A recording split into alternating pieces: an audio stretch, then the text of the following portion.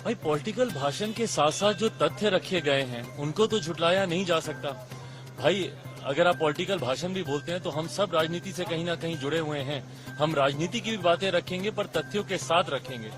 दिक्कत इस बात की है कि विपक्ष इन बातों को कभी समझ ही नहीं पाया। प्रधानमंत्री जी ने जो आंकड़े दिए आप उनको झुटला के दिखाइए। प्रधानमंत्री जी ने जो पूर्व के प्रधानमंत्रियों के द्वारा बातें कही गई हैं उनको ही उन्होंने कोट किया है, उसको आप झुटला के बताइए।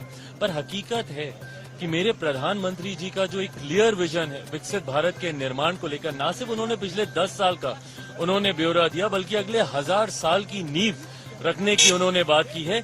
ये क्लैरिटी ऑफ विजन की जरूरत है एक विकसित भारत के निर्माण के लिए। आपको एक कड़ी चुनौती भी दी है क्योंकि इंडिया को 400 पार करना है और बीजेपी 370। मुझे लगता नहीं कि कड़ी चुनौती है। आप अगर जनता के बीच जाएंगे मुझे लगता है ये बहुत आसान चुनौती है और हर बार से बड़ा इतिहास इस बार हम लोग की सरकार रच दे।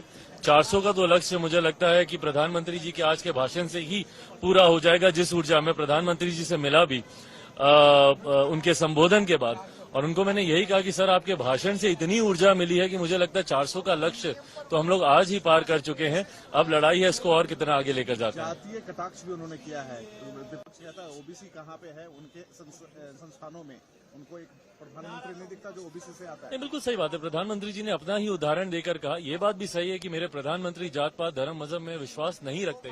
वो देश के युवाओं की, महिलाओं की, किसानों की, गरीबों की, गरीब को एक जाति मानकर गरीबों की वो बात करते हैं। पर ऐसे में जब विपक्ष उनके ऊपर कटाक्ष करता है तो उन्होंने अपना ही उदाहरण देते हुए कहा कि भाई जब मैं ही अगर मजबूती से सामने खड़ा हूं उनका संरक्षण करने के लिए, जिस जाति की चिंता ये लोग करते हैं, उन्होंने अपने समय में क्या किया।